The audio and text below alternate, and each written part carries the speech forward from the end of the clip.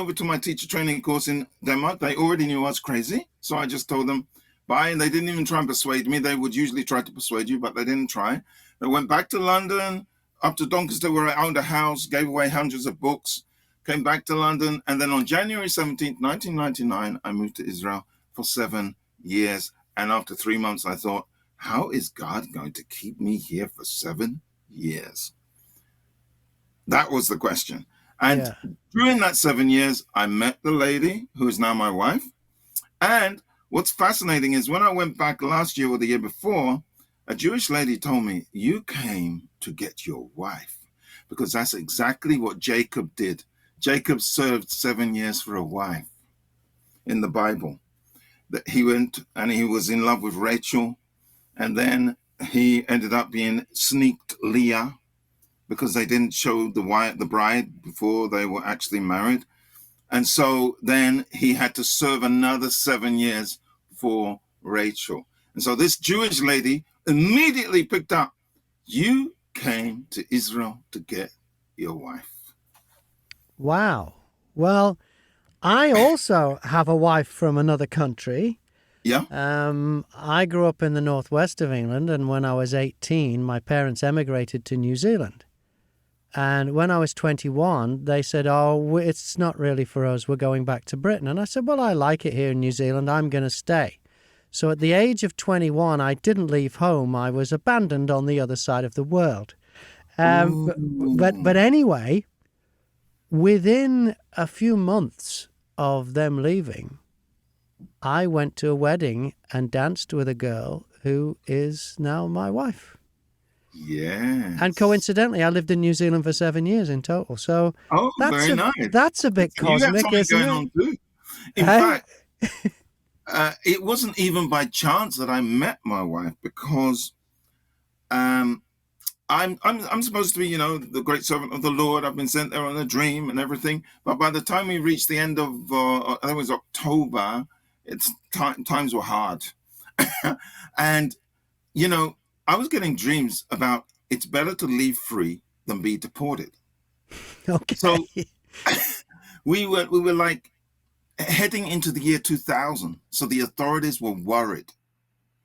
They were worried that the Christians were going to go and do something crazy. Oh, really? Okay. At the end of 99, going into 2000. Why were they particularly worried? Well, there were some people called Concerned Christians, and they were planning something which I don't think I'll even mention, but they were planning to do something on the Temple Mount, which would be utterly unacceptable. Okay, right. That was apparently in the air. Right. So these were extremists, but all Christians became a worry then. Is that right? Because in Israel, it's and let's put it this way, they will say, some people are going to try and kill our bodies, but the Christians are trying to kill our souls. Oh, geez. Right.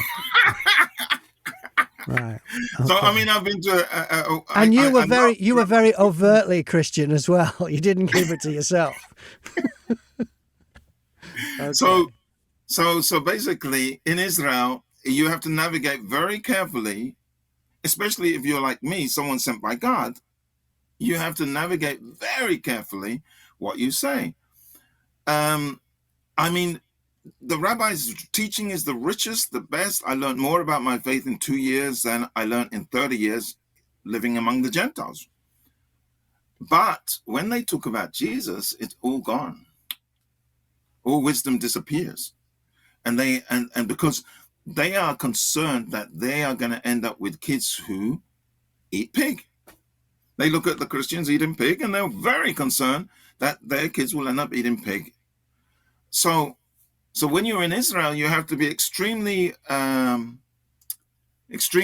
wise, especially if you are a person who's been sent on a crazy dream, because you've heard of Jerusalem syndrome. Lots of people go to Jerusalem and start thinking they're the Messiah. They think they're Elijah. They think they're one of the characters from the Bible. And not only that, it's not just Christians, it's Jews too. Right. So there's something about Jerusalem which stirs up the end time scenarios, which makes people think we are the two witnesses. I'm Elijah. I'm David. I met messiahs by the dozen when I lived in Israel.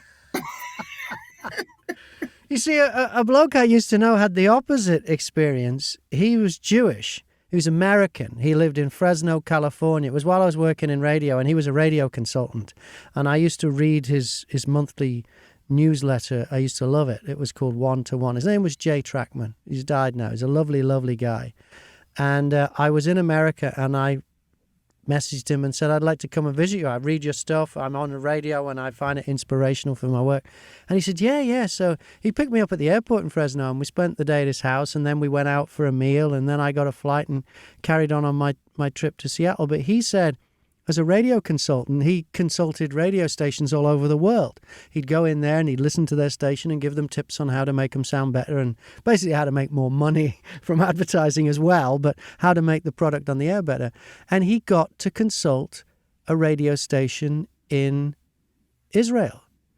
And he said for him, it was amazing because he was Jewish, and, it was like something that you have to do if you're Jewish. But his experience was most of the people he met were secular. Yeah. He was expecting this to be totally immersed in his faith, and he wasn't. I mean, Israel is four main groups: 25% secular, 25% religious, anti-state of Israel, Jewish, ultra-Orthodox. They think Zionism is the cause of all the sins and the problems of Israel. 25% Israeli Arab, and 25% religious, nationalist, Zionist, Orthodox Jews. Okay. So what's the difference between the Orthodox and between the two groups of Jewish people? What's the difference there? So the ultra-Orthodox are anti-Zionism, anti the state of Israel. So that's why right now, in this time of challenge, you've got a big issue about whether or not they should be left to study Torah in the yeshiva and get government support, or if they should be on the battlefield.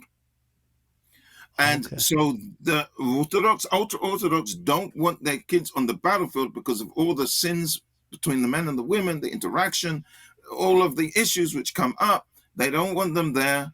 They are terrified of modern society. For example, some of them talk about you have to walk around, you can't look because of the beauty of the women.